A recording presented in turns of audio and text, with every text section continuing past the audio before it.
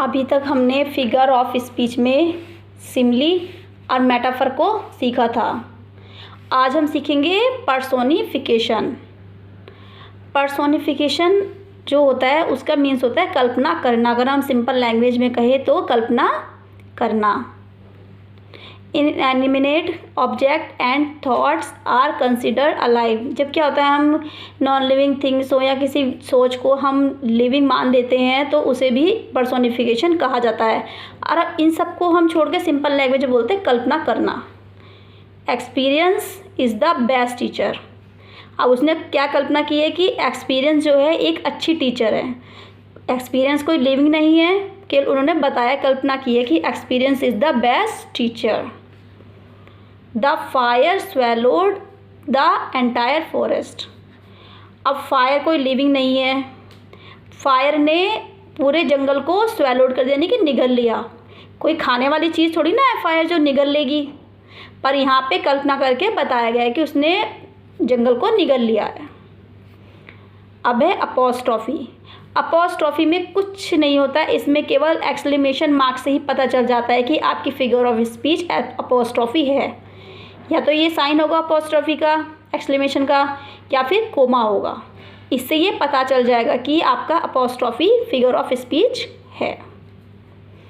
अब सीखेंगे हम हाइपरबोल। हाइपरबोल में क्या होता है, हाइपर से पता चल रहा है कि हाई यानी ऊंचा, पर बोल कोई चीज़ को हम बढ़ा चढ़ा के बोलते हैं तो उसे हाइपरबोल कहते हैं। एक्सजॉजरेट, बढ़ा चढ़ाकर बोलना।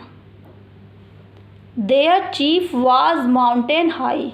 उनके जो चीफ हैं वो माउंटेन की तरह ऊंचे हैं। इंसान ही तो है चीफ, कोई पहाड़ तो नहीं है ना, पर उन्होंने इस चीज़ को बढ़ा चढ़ा के हाइपरबोल किया, बढ़ा चढ़ा के कहा है कि माउंटेन की तरह ऊंचे हैं। 10,000 सा आई एट अ ग्लांस। मैंने एक बार में 10,000 देखे। हर कोई भी एक बार में 10,000 नहीं देख सकता, पर उन्होंने इस चीज़ को हाइपरबोल के हाई पर बोले ने बढ़ा चढ़ा के उसको कहा है। ऑक्सीमोरम। ऑक्सीमोरम में होता है जब हमारे टू अपोजिट आइडियाज़ होते हैं और पुट टुगेदर उनको एक साथ रखा जाता है, तो उसमें होता है oxymoron. The shopkeeper was an honest robber. Shopkeeper है वो ऑनेस्ट भी है और रोबर भी है। ये तो पॉसिबल नहीं है, या तो वो ऑनेस्ट होगा या फिर रोबर होगा।